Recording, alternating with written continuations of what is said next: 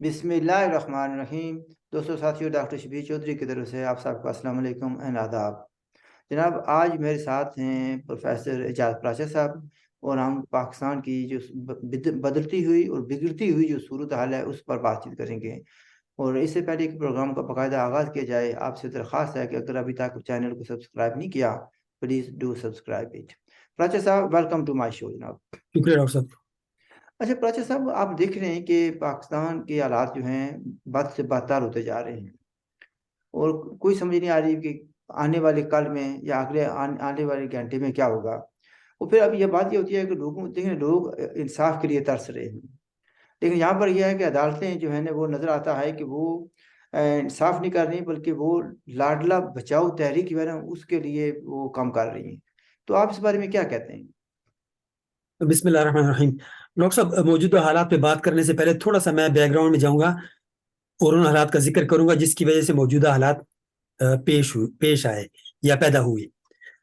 तो वो ये है डॉक्टर साहब कि देखिए, थोड़ा अरसा पहले इमरान नियाजी हुकूमत के खिलाफ एक तहरीक अदम एतमाद आई, और जिसमें उसको मुस्तरद करके, उस पर अदम एतमाद करके कि तुम ट्रस्ट वर्दी नहीं हो, और उसको पार्लियामेंट से बाहर भेजा गया। वैसे ये भी एक दिलचस्प बात है कि इमरान नियाजी पाकिस्तान की तारीख का वो पहला वजीर आजम है जिसको इस रुसवाई के साथ पार्लियामेंट हाउस से निकलना पड़ा। वर्ल्ड कप तो उसने जीता या नहीं जीता, वो तो कारकर्दगी पाकिस्तान क्रिकेट बोर्ड की वेबसाइट के ऊपर लिखी हुई है, जो 92 में से किया, और वर्ल्ड कप अपने अपने नाम करा लिया जेली तरीके से। लेकिन जेन्युइन तरीके से इसको ये रुसवाई नसीब हुई, ये एजाज इसके हिस्से में आया कि इसको अदम एतमाद से बाहर किया गया। ये पाकिस्तान का पहला और गालिबन आखिरी वजीर आजम होगा जो इस तरीके से वो जलील होकर निकाला गया। अब आते हैं दूसरी बात की तरफ। वो हालात जब पैदा हो गए कि ये निकाला गया, तो इसने वो जो कहा कि ना खेलेंगे और ना खेलने देंगे, इस पॉलिसी के तहत इसने क्या किया कि इसने परवेज इलाही को साथ मिलाया, जिसको वो डाकू कहता आया था। और डाकू नहीं,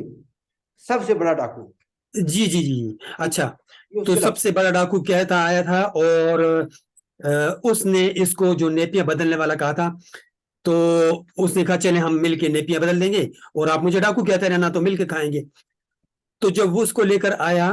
तो आप देखिए कि फिर वो उसकी हुकूमत, वो भी बाजवा के कहने पे, जनरल बाजवा के, जो कि फौज का चीफ था, आर्मी चीफ था, और वो कहते हैं हम गैर गैर सियासी हो चुके हैं, लेकिन फिर भी उसने परवेज इलाही को कहा, मैसेज दिया कि आप ज्वाइन करें पीटीआई को। उसे ज्वाइन कर रही। अब बात यह हुई कि इस पीटीआई की गवर्नमेंट भी टॉपल हो गई, चली गई, निकल गई, और मरकज में तो चली ही गई थी। अच्छा, तो फिर क्या होता है कि इमरान नियाजी खुद पंजाब और केपी की असम्बली डिसॉल्व करता है, पर्पसली करता है, खुद करता है, और परवेज इलाही उसके कहने पे करता है। वो ये परवेज इलाही ये मैसेज दे रहा होता है। आप सोचिए जरा, हैरत अंगेज बात है। वो पहली बात ये करता है कि जनरल बाजवा के हमारे ऊपर एहसानात हैं। एहसानात, एक लीडर कह रहा है कि उसके ऊपर एहसानात हैं। तो आप सोचिए, जो किसी की एहसानात, एहसान की मरहून मिन्नत इक़्तिदार पे कब्जा करे, तो वो कितना सिंसियर होगा अवाम के साथ या उनके मफादात के साथ। फिर दूसरी तरफ वो कहता है कि ये हुकूमत इमरान खान की अमानत है, जब कहेंगे वो मैं खत्म कर दूंगा असम्बली। गोया ये पंजाब के 9 करोड़ या 10 करोड़ या जितने भी करोड़ लोग हैं, ये गोया भेड़ बकरियां हैं, गुलाम हैं, और वो इमरान खान पे बिके हैं या परवेज इलाही पे बिके हैं, और वो उनकी नीलामी कर देंगे। अब सोचिए इन लोगों का माइंड सेट जरा देखिए डॉक्टर साहब। तो जिसकी वजह से ये हालात पैदा हुए, ये वो माइंड सेट था, ये इन लोगों की सोच थी, जहनीत थी, जिसकी वजह से ये हालात पैदा हुए। तो इसने पंजाब और केपी की असम्बलियां तोड़ दी, और अब कहता है कि दोबारा इलेक्शन करवाओ। अब आप सोचिए कि आपने क्यों तोड़ी जब आप दोबारा इलेक्शन करवाना चाहते हैं, और जब आपको पता है कि इस इलेक्शन के ऊपर 60 अरब रुपया खर्च होना है, जबकि आईएमएफ की किस्त इससे मंसूब है, इससे इससे मुतालिक है कि आपने 170 अरब रुपए का टैक्स जमा करना है। अब वो 170 अरब रुपए का टैक्स एक तरफ जमा करें, और दूसरी तरफ नए इलेक्शन के ऊपर 60 अरब रुपया खर्च करें, तो यकीनन ऐसे हालात पैदा होंगे कि जिससे न सिर्फ वो पैसे जमा होंगे और ना आईएमएफ की किस्त जारी होगी, بلکہ الٹا 60 ارب روپے نکل کے ملک میں ایک افراتفری کا عالم بن جائے گا، اور یہی وہ چاہتا ہے۔ اچھا پراچا اب آپ سوچیے ڈاکٹر صاحب کہ اس نے پہلی بات ہے پراچا صاحب کہ پنجاب کی آبادی جو ہے نا وہ 13 کروڑ کے لگ بھگ ہے، اور پھر اس کے ساتھ بھی کے پی کو اگر ملایا جائے تو یہ کروڑوں لوگوں کے ساتھ ناانصافی کی گئی ہے کہ کوئی نیک نیتی کی بنیاد پر تو نہیں اس نے اسمبلیاں توڑی، مقصد اس کا افراتفری پیدا کرنا تھا، تو افراتفری بالکل تک اس نے پیدا کر لی ہے، تو پھر کوئی بالکل ہے کہ اب الیکشن کیوں مانگ رہا ہے؟ مزید افراتفری پیدا کرنے کے لیے، مزید حالات خراب کرنے کے لیے، یا کوئی اور وجہ ہے؟ تو ڈاکٹر صاحب وہ کہہ چکا ہے کہ پاکستان کے 3 ٹکڑے ہو جائیں گے، دوسرے لفظوں میں اس نے ذہن میں سوچ رکھا ہے کہ 3 ٹکڑے کرنے ہیں پاکستان کے۔ اور ڈاکٹر صاحب میں سمجھتا ہوں پاکستانی اسٹیبلشمنٹ کو اس پہ غور کرنا چاہیے کہ اس نے 3 ٹکڑے ہی کیوں کہا، 2 کیوں نہیں کہا، یا ٹکڑے ٹکڑے کیوں نہیں کہا، یا 4 کیوں نہیں کہا، 3 ہی کیوں کہا؟ تو اگر اس میں وہ پروب کریں تو ان کو پتہ چلے گا کہ اس کے پیچھے کہانی ہے کیا۔ کیا کہانی ہے؟ ڈاکٹر صاحب ظاہر بات ہے جو ملک کو توڑنے کی بات کر رہا ہے اس کے پیچھے کیا کہانی ہو سکتی ہے؟ نہیں 3 ٹکڑے جو کہہ رہا ہے، 4 نہیں کہے، یا خالی لفظ ٹکڑے نہیں کہا، اگر 3 کہا ہے تو کیا بھی کوئی ایجنڈا ہے؟ سپاری دیکھیے رہی ڈاکٹر صاحب وہ تو پہلے کہہ چکا ہے نا، اور کیا سپاری رہی ہوئی ہے؟ دیکھیں ڈاکٹر صاحب جو فارن فنڈنگ ہے وہ سپاری ہی ہے نا، ہم اس پہ پہلے بھی بات کر چکے ہیں، جو پیسہ آیا ہے اور جو پیسہ خرچ ہوا ہے وہ کس پرپس کے لیے؟ کیا اسرائیل، یہودی یا انڈین لوگ پیسہ پاکستان کے لیے دیں گے؟ وہ انویسٹ کیا انہوں نے، ظاہر بات ہے، اور اسی کے اکاؤنٹ میں فنڈنگ ہوئی ہے۔ اچھا آپ سوچئے میرا جی سوال جو یہ تھا کہ عدالتیں جو انصاف نہیں کر رہی، نظر یہ آ رہا ہے کہ وہ لاڈلے کو بچا رہی ہیں، اور مثلا کل میں ایک سوال کو ذرا ڈفرنٹ انداز میں پیش کرتا ہوں بھائی، ایک صاحب نے کہا ہے کہ اگر اس میں جو چیف صاحب ہیں اس وقت، یعنی آرمی چیف نہیں، چیف جسٹس جو ہیں، وہ انہوں نے کہا جی میں کوٹ کر رہا ہوں، انہوں نے کہا کہ اگر ان میں کوئی تھوڑا سا ضمیر ہوا، انصاف ہوا، تو ہو سکتا ہے کہ وہ استعفیٰ دے دیں اور اپنے ادارے کو اور اپنی بھی عزت بچا لیں اور ادارے کی عزت بچا لیں۔ پھر کل اس پر تبصرہ کیا ایک پاکستانی صحافی نے، اس نے کہا جی جب 14 ارب لیا ہو کیش رشوت کے طور پر، تو پھر ضمیر وہ جو جاگتا نہیں ہے، تو اس پر آپ بات کریں گے کچھ؟ بالکل، دیکھیں ڈاکٹر صاحب اسی طرف میں آ رہا تھا کہ اب عدالتوں میں جو چکر چل رہا ہے وہ کیا ہے؟ وہ یہ ہے، دیکھیے ڈاکٹر صاحب کہ یہ کیس چلا گیا ہائی کورٹ میں، اور ہائی کورٹ میں کہ بھئی الیکشن کرواؤ یا فلاں کراؤ، ٹھیک ہے۔ اس میں بیسیکلی بلکہ الیکشن کراؤ کا چکر نہیں تھا، وہ یہ تھا کہ الیکشن کمیشن الیکشن کروانے کے لیے پلاننگ کر رہا تھا، تو اس نے وہ مہرے ہٹانے شروع کر دیے۔ لاہور کا غالباً سی سی پی او ہے، اس کو انہوں نے ہٹایا، اس کو انہوں نے الیکشن کمیشن نے موو کیا، کہ مطلب ہے کہ ظاہر بات ہے کہ آپ اس کی ویڈیو دیکھ سکتے ہیں کہ وہ اس کا بغل بچہ نظر آتا ہے پرویز الہی کا، اور وردی میں ہوتے ہوئے وہ اس کے ساتھ جیسے جھک کے اس کے بغل میں مل رہا ہے، تو گویا بغل بچہ ہے۔ اور پھر فون ریکارڈنگز جو سامنے آئیں تو اس کے اوپر بڑے سوالات اٹھے، الیکشن کمیشن نے اس کا تبادلہ کروایا۔ اب وہ تبادلہ عدالت میں زیر غور تھا، جبکہ اس دوران سپریم کورٹ شاہ سے زیادہ شاہ کے وفادار بنتے ہوئے سوموٹو لیتی ہے، اور وہ جو ہے تو بلا لیتی ہے اس ایشو کے اوپر الیکشن کمیشن کو۔ جب یہ لوگ آتے ہیں اور بات ہو رہی ہے اس کے تبادلے کی، جو سی سی پی او لاہور کا، اور اچانک ہی بندیال، فاروق بندیال، سوری پتہ نہیں کیا نام ہے، بندیال جو بھی نام ہے ان کا چیف جسٹس کا،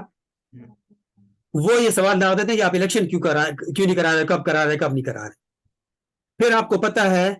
کہ الیکشن کے اوپر جو بات چل پڑی، حالانکہ یہ بات تو تبادلے کی ہو رہی تھی،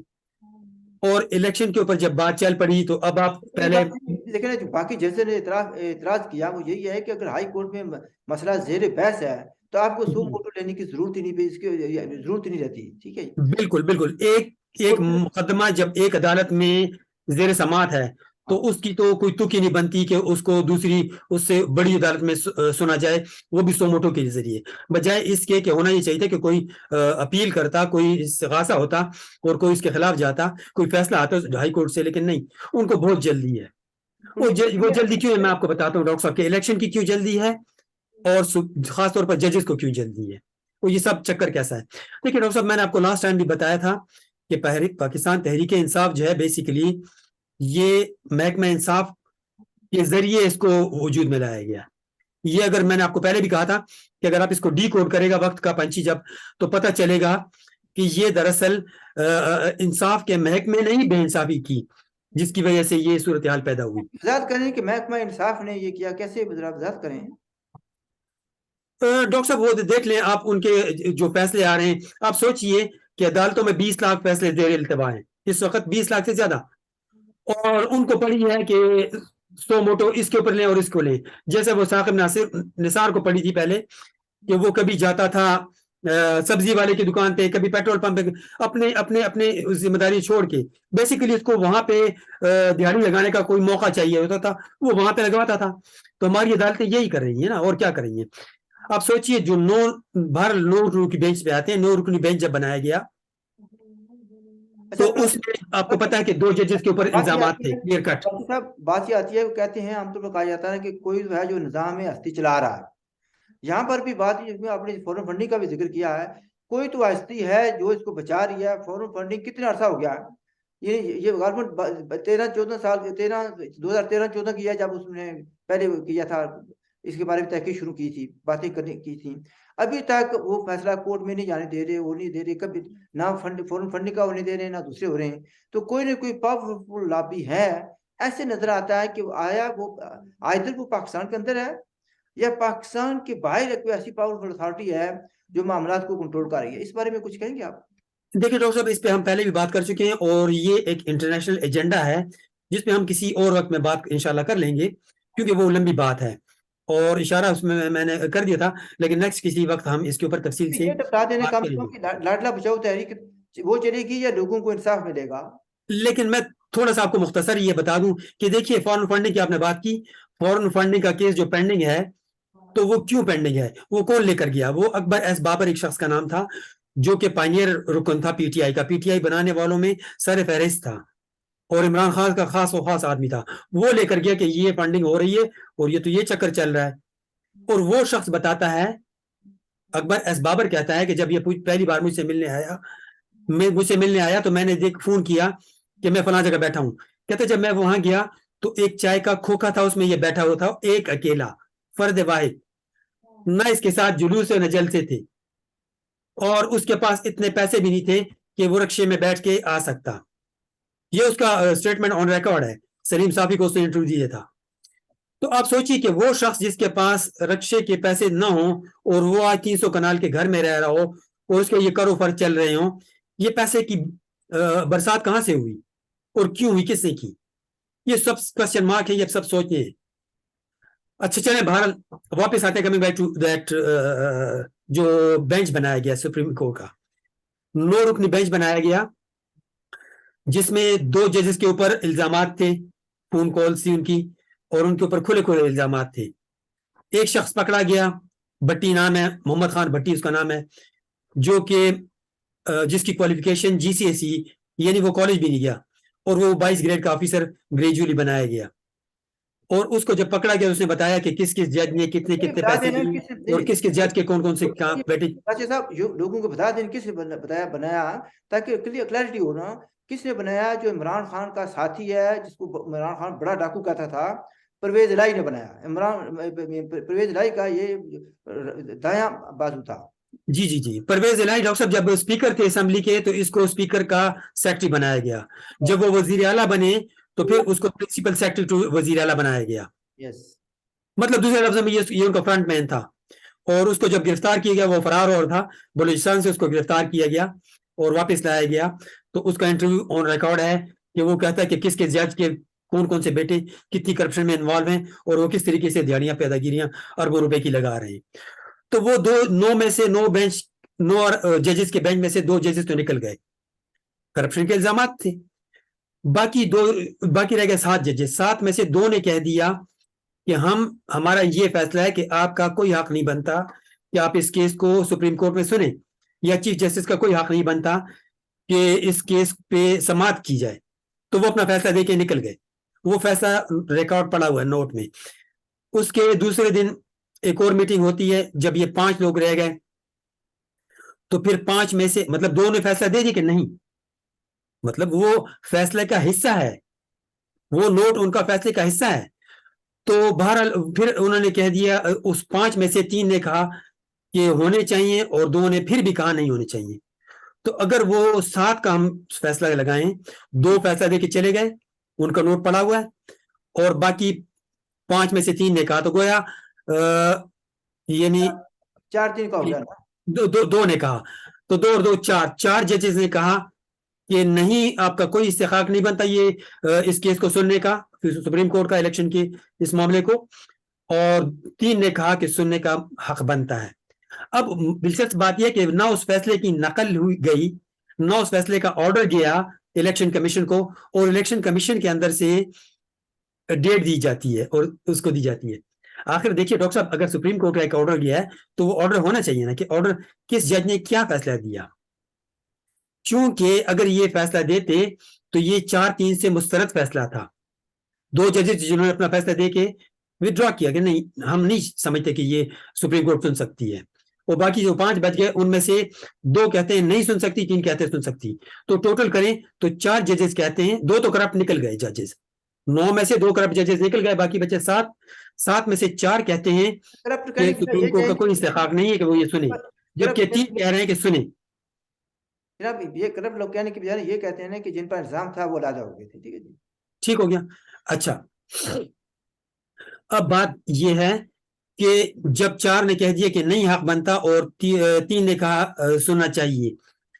تو پھر بھی فیصلہ تو جانا چاہیے تھا جس کے اوپر عمل درآمد ہوتا اور الیکشن کمیشن 90 دن کا یا 30 اپریل کا کی ڈیٹ دیتا، ہونا تو یہ چاہیے تھا نا، کوئی آرڈر نہیں کیا، کیونکہ اگر آرڈر جاتا تو پتہ چلتا کہ کس جج کا کیا فیصلہ تھا، اور یہ جو کنکلوڈڈ فیصلہ ہے یہ کس بنیاد پہ ہوا، تو فیصلہ نہیں ہوا، فیصلہ کوئی نہیں ہوا، یہاں پر اور الیکشن کمیشن کی نے ڈیٹ دے دی 30 اپریل کی۔ چیف جسٹس نے جناب بتاؤں یہاں پر دوسری میں سمجھتا ہوں کہ جو کورٹ کرتا ہوں وہ ڈنڈی ماری ہے انہوں نے، وہ یہ کہ بجائے اس کے یہ کہنے کی کہ یہ 4-3 کا ہوا فیصلہ، تو انہوں نے کہا جی 3-2 کا فیصلہ ہو گیا اور وغیرہ وغیرہ، تو دوسروں تو جو بینچ میں 2 شامل تھے وہ دو فیصلہ اپنا دے کے چلے گئے، ان کا کیا بنے گا؟ اچھا ان کا وہ فیصلہ کہاں گیا؟ اب جب کہ 8 میں بٹس میں، اب باقی جو ججز ہیں وہ کہہ رہے ہیں ہم بھی اس کا، پہلے ایک نے کہا میں اس کا حصہ نہیں بننا چاہتا، پھر دوسرے نے کہا میں بھی نہیں بننا چاہتا، تو آپ یعنی اتنا یعنی لاڈلا بچاؤ تحریک اتنی مضبوط ہے، نظر آتا ہے کہ جیسے کہ لوگ کہہ رہے ہیں کہ سپاری لی ہوئی ہے، وہ کہتے ہیں کہ کوئی بات نہیں ہے، سارے چلے گئے، کوئی بات نہیں ہے، میں اکیلا تو 2 آدمی دوسرے جو جن کو ہم خیال ججز کہتے ہیں ہم بھی فیصلہ کر دیں گے، فیصلہ کرنا ضروری ہے اور آپ نے لاڈلے کے حق میں کرنا، یہ تو کوئی سمجھ نہیں آتی کہ کس لے جا رہے ہیں ان ویو۔ میں آپ کو بتاتا ہوں ڈاکٹر صاحب، دیکھیے آپ کو یہ اب اندازہ ہو جائے گا، آپ تھوڑا سا پیچھے جائیے، سوچئے کہ فیض حمید کے اوپر کیا کہانی چلی تھی۔ فیض حمید کو آرمی چیف بنانا خواہش تھی عمران کی، نیازی کی، ٹھیک ہے، اور اس وجہ سے وہ سمری آئی، سمری نہیں آئی، یہ ہوا، کتنا کنٹروورشل، کتنا ایشو چلا، لیکن اینڈ آف دا ڈے فیض حمید کو گھر جانا پڑا، اور نئے ISI چیف بھی آ گئے اور نئے چیف آف آرمی سٹاف بھی آ گئے۔ اب یہاں بھی صورتحال ایگزیکٹلی وہی ہے، یہ جج جو چیف جسٹس ہے سپریم کورٹ کا، یہ مزید 6 مہینے رہے گا، اس کے بعد ختم ہو جائے گی اس کی کہانی، اور اس کے بعد جو سینیارٹی کے اوپر آئیں گے وہ آئیں گے قاضی فائز عیسیٰ۔ تو یہ سب گیم اس کو روکنے کی چال ہے، جیسے کہ پہلے ایک گیم پلان بنایا گیا تھا کہ چیف آف آرمی سٹاف جو ہے تو وہ فیض حمید کو بنانا ہے۔ اچھا یہ پتہ کیا لمبا کافی ہو گیا ہوتا جا رہا پروگرام، لیکن اصل میں مسئلہ بات یہ ہے کہ وہ تو ہم سمجھ گئے کہ ستمبر میں اس نے ریٹائر ہونا ہے، ٹھیک ہے، موجودہ چیف نے، لیکن اب بات ہو رہی ہے جو کچھ اس نے کیا ان دنوں اس کی بنیاد پر لوگ کہہ رہے ہیں کہ کچھ تو یہ کہہ رہے ہیں کہ اس کے خلاف مقدمہ چلنا چاہیے، اس نے اس پر یعنی اس نے آئین کو سبوتاژ کیا ہے اور اس کو پہلے اس کی چھٹی ہو جانی چاہیے، سوال تو یہ ہے۔ وہ بات بھی بالکل ٹھیک ہے ڈاکٹر صاحب، آپ نے بجا فرمایا، لیکن جو میں نے آپ کو بات بتائی نا کہ یہ جو سلسلہ چل رہا ہے یہ قاضی فائز عیسیٰ کو چیف جسٹس بننے سے روکنے کے لیے، ایک بات ہو گئی۔ دوسری بات یہ ہے کہ اس کے اوپر یہ کیس آئین شکنی کا تو چلنا چاہیے، لیکن اس کے اوپر ایک اور کیس بھی بنتا ہے، وہ یہ ہے کہ آپ سوچئے کہ اس نے کل کیا کہا سماعت کے دوران، اس نے وہاں پہ جو سیلاب آ گیا، ایک تو ہوتا ہے نا وہ محاورہ ہے نا مگرمچھ کے آنسو، اب وہ اس کو تبدیل کر کے یہ ہونا چاہیے بندیال کے آنسو، جو سپریم کورٹ میں اس نے آنسو بہائے وہاں پہ۔ اب سوچئے ڈاکٹر صاحب یہ جج کی جو حلف لیتا ہے اس کے خلاف ورزی ہے، جج کے جو ہیلپ لیتا ہے اس میں لکھا ہوتا ہے کہ اپنے جذبات کو اپنے اوپر حاوی نہیں ہونے دوں گا، اور وہاں پہ وہ آنسو بہا رہا ہے، وہ کہتا ہے ہمارے ساتھ ظلم ہو گیا، جس نے دوسروں کو انصاف دینا تھا وہ خود کہہ رہا ہے کہ میں نااہل ہوں، میں نے انصاف کیا دینا ہے، میں تو خود مظلوم ہوں، اچھا لیکن اس وہ پر رو رہا تھا۔ اچھا صاحب اس پر بھی کسی نے تبصرہ کیا، وہ کہتے ہیں کہ جو آدمی پی ٹی آئی کے ساتھ ہمدردی کرتا ہے یا پی ٹی آئی کا حصہ بن جاتا ہے ڈائریکٹلی یا انڈائریکٹلی ان کو ایکٹنگ آ جاتی ہے، خواہ اوپر بھیج لائی ہوں یا دوسرے ہوں، تو اس لیے سے آنسو بہانا کوئی بڑی بات نہیں ہے۔ مجھے یہ بتائیں کیونکہ کافی ٹائم ہو گیا، میں پوچھنا یہ چاہتا تھا کہ پاکستان میں اس وقت کوئی بھی ادارہ ایسا نہیں ہے جو ڈیوائیڈڈ نہیں ہے، عدلیہ سمیت، ٹھیک ہے، in view of that what do you think is the future of Pakistan؟ دیکھیے ڈاکٹر صاحب، آپ کو یاد ہوگا پچھلے سال میں نے آپ کو کہا تھا آپ کے ساتھ اسی نشست میں کہ ڈاکٹر صاحب ڈالر کا ریٹ جائے گا 345 پہ، پاؤنڈ کا سوری، تو آپ لوگوں کو حیرت ہوئی تھی کیونکہ اس وقت 180 200 کے بیچ میں چل رہا تھا، اور وہ وقت آگے جب آپ 350 کا ریٹ دیکھ رہے ہیں، اور یہی صورتحال رہی، تو میں آپ کو بتا رہا ہوں کہ ود ان نو ٹائم یہ آرام سے 450-500 کا فگر کراس کر جائے گا، اور یہ صرف اس فیصلہ آنے کے بعد آپ دیکھیے کہ کیا ہوتا ہے۔ یہ ایک فیصلہ آیا، اب آپ سوچیے کہ ڈالر سے کیا ہوتا ہے، آپ کو پتہ ہے اکانومی ہل جاتی ہے، آپ کی اکانومی ہل جاتی ہے، جو کہ زیادہ اس کی امپورٹس ہیں اور کم امپورٹس ہیں، جب امپورٹس نہیں ہوں گی مہنگائی آ جائے گی، مزید سیلاب آئے گا مہنگائی کا، اور لوگ جو ہے تو ترس جائیں گے دانے دانے کو، تو آپ سوچیے کہ کس طرف حالات جا رہے ہیں۔ اچھا یعنی پھر جو عمران خان صاحب نے کہا تھا کہ 3 حصے بنیں گے اس ملک کے، تو اس طرف تو نہیں جائیں گے نا؟ جی عمران خان صاحب نے آپ نے کوٹ کیا تھا، وہ کہہ رہے تھے کہ اس ملک کے 3 ٹکڑے ہو جائیں گے، تو یہ موجودہ حالات ہیں جو بگڑتے جا رہے ہیں، کیا اس طرف تو نہیں جائیں گے؟ ڈاکٹر صاحب بہت خوفناک واقعات ہو رہے ہیں، آپ سوچیے بارڈر پہ کیا ہو رہا ہے، افغانستان بارڈر پہ کیا ہو رہا ہے، کوئٹہ بلوچستان میں کیا ہو رہا ہے، اور آپ سوچیے اندرون اور بیرون دونوں سائڈ سے، آپ سوچیے کہ محمود چکزئی نے کچھ عرصہ پہلے کیا کہا تھا، اس نے کہا تھا ہم یہ بارڈر لائن جو ہے تو اکھاڑ پھینکیں گے، یہ بارڈر وائر، مطلب افغانستان اور اس کے بیچ میں جو وائر ہے وہ ہٹا دیں گے، اور اسپیشلی جب کہ جو برٹن کے ساتھ ایگریمنٹ کیا تھا جو لائن کا وہ بھی ایکسپائر ہو چکا ہے، اور افغانیوں کا جہلم تک دعویٰ بھی ہے، اور یہی کہہ رہا ہے کہ اس کا جو جد امجد نیازی تھا اس نے تو پاکستان کے 2 ٹکڑے کیے، بنگلہ دیش بن گیا اور پاکستان بن گیا، وہ جنرل نیازی ہی تھا، اور یہ نیازی کہہ رہا ہے کہ میں 3 ٹکڑے کر دوں گا، تو یہ بہت خطرناک علامات ہیں۔ اللہ رحم کرے۔ پراچا صاحب پروگرام لمبا ہو گیا، اسی پر ختم کرتے ہیں۔ ناظرین آپ نے بات چیت سنی، if you have any questions or any comments please do make your comments، like dislike کو بھی اس کا بھی اظہار کر دیا کرے تاکہ ہمیں پتہ چلتا رہے۔ ہماری طرف سے خدا حافظ ہے، look after yourself۔